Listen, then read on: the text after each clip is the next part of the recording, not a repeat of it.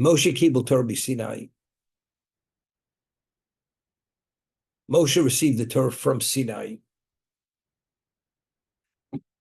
Now, why is it important for us to know the location? Say Moshe received the Torah from God. What do we identify the source of the Torah, Sinai? Sinai happened to be in the Sinai Desert, and it's known as Har Sinai, Mount Sinai. Evidently, if the redactor of the oral law chose this terminology to source it to the origin, Sinai, it was for a reason, rather than saying Moshe received the Torah from God. Now, the Talmud discusses, why did God choose Mount Sinai of all the mountains? The reason why God chose Har Sinai was because of all the mountains in existence, Har Sinai was the smallest mountain. And all the mountains came before God. There's nothing more auspicious occasion in the history of existence than the Torah being given to the Jewish people. Why? Because the objective of creation was that there should be a people who will receive the Torah. The Jewish people were the only people qualified to receive the Torah because we are the descendants of the patriarchs, Avram, Yitzchak, and Yaakov. So now at this moment, the divine presence is coming into existence to give the Torah to the Jewish people. What should have been the location? If God himself is coming from the highest echelons of existence into the physical existence, what should have that location been? It should have been the most elaborate, the most auspicious location, Mount Everest. But God chose the smallest mountain.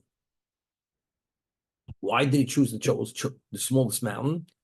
Because to indicate and to emphasize the concept of humility, that a prerequisite to receiving the Torah, one has to be humble. And because Sinai was the smallest of the mountains, that's why he chose that location. Because the repository, the location, the most appropriate location for Torah to be processed and exist and retained is a person who's humble.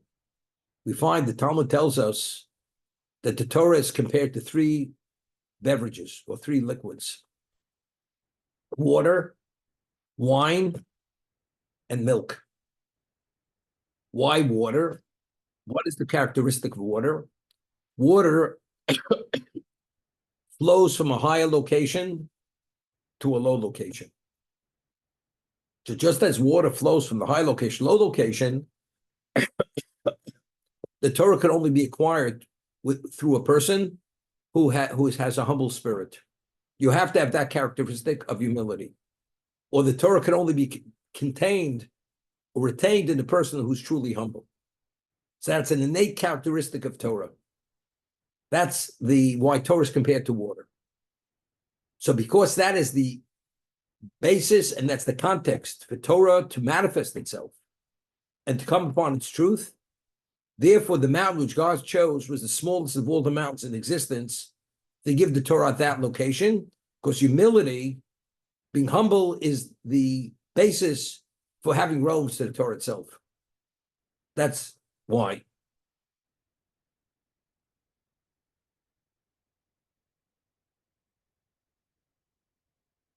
Why is it compared to wine?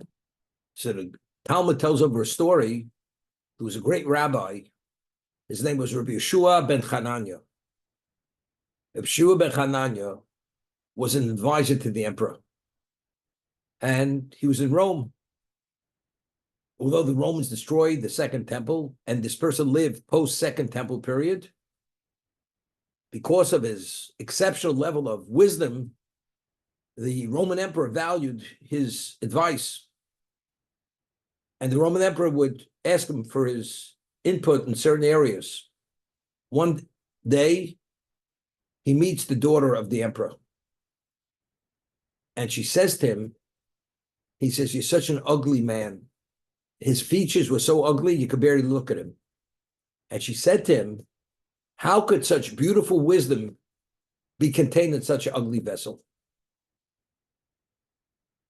It seems to be totally antithetical. Wisdom has such beauty, and the vessel which the wisdom is contained is something which is antithetical to whatever that wisdom is, ugly beyond ugliness.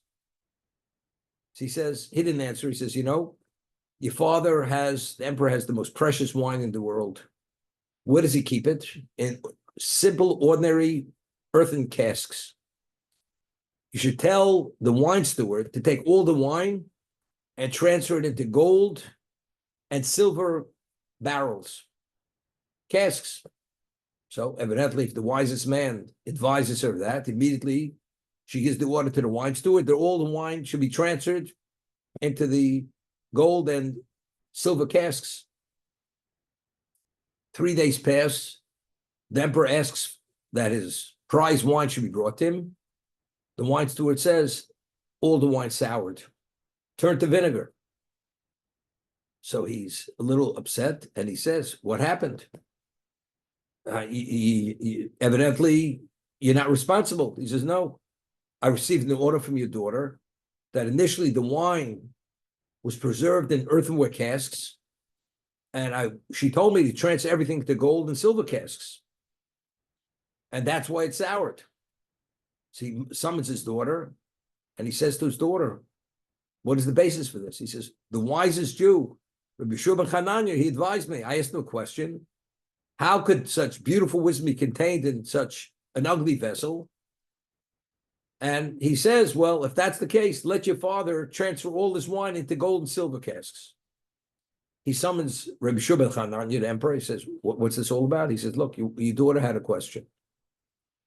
And through this lesson, I was going to she would understand why I'm as wise as I am, and why I have this intellectual capacity and this clarity that I have.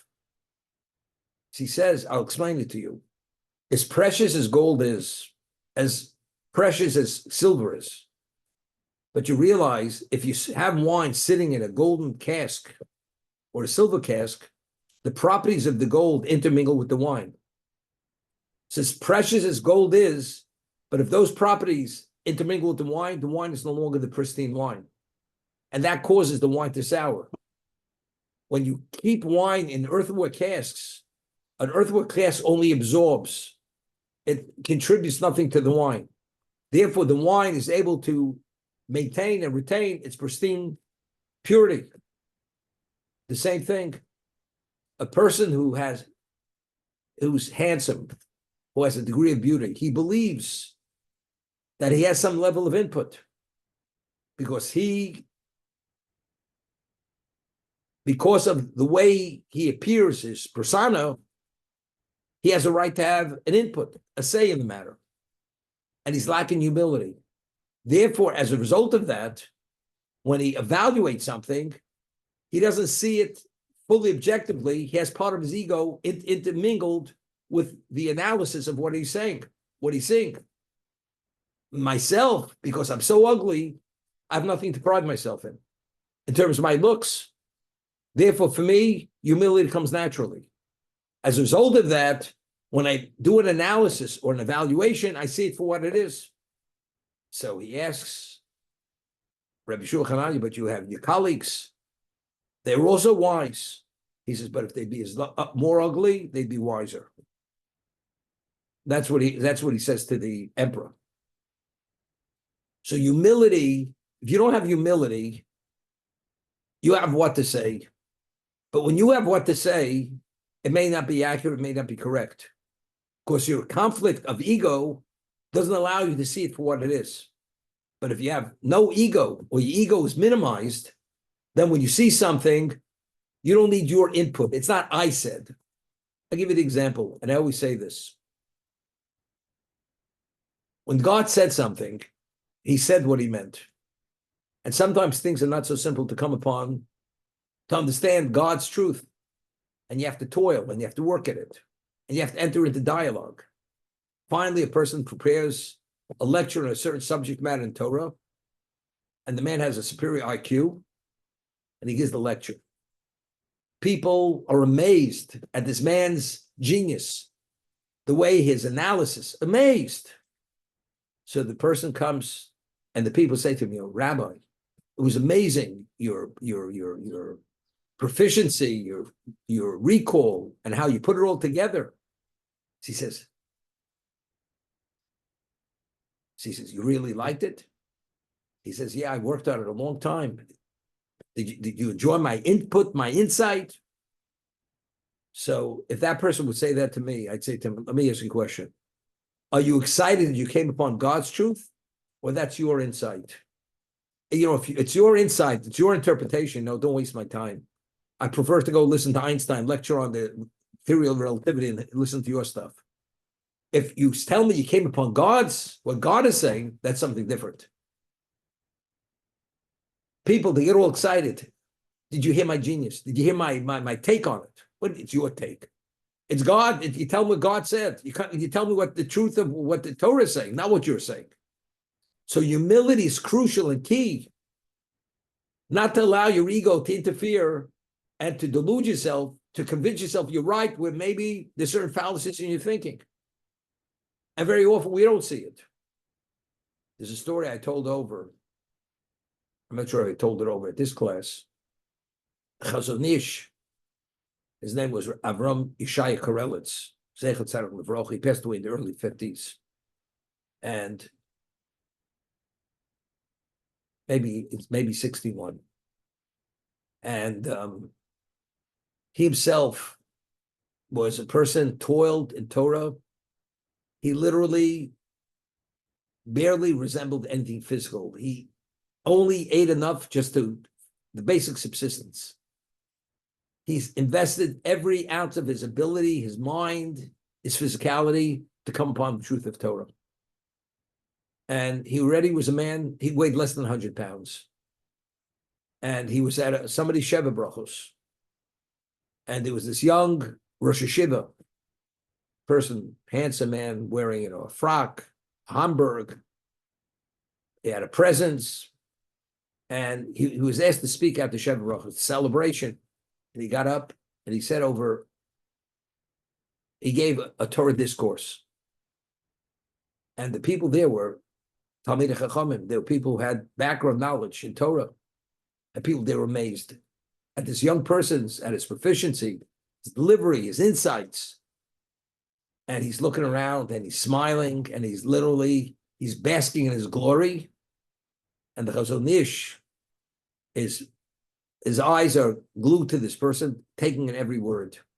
And the Chazon Ish, when he was older, he only lived till his mid-70s.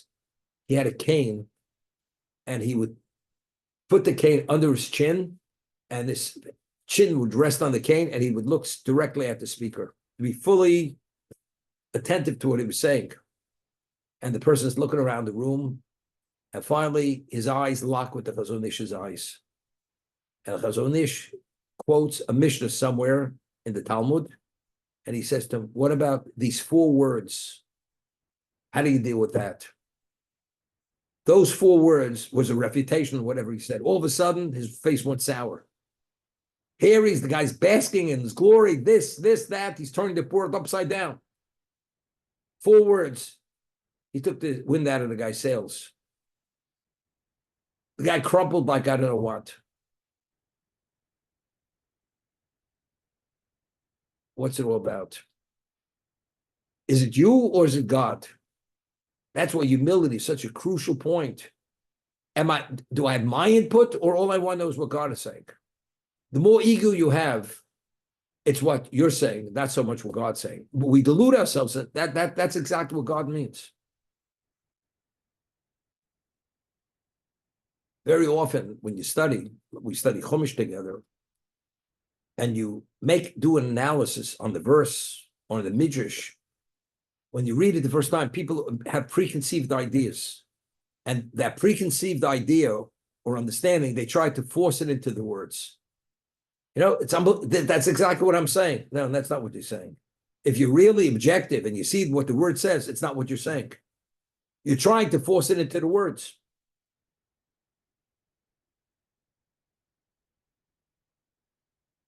I'm gonna take this off record. Before you record,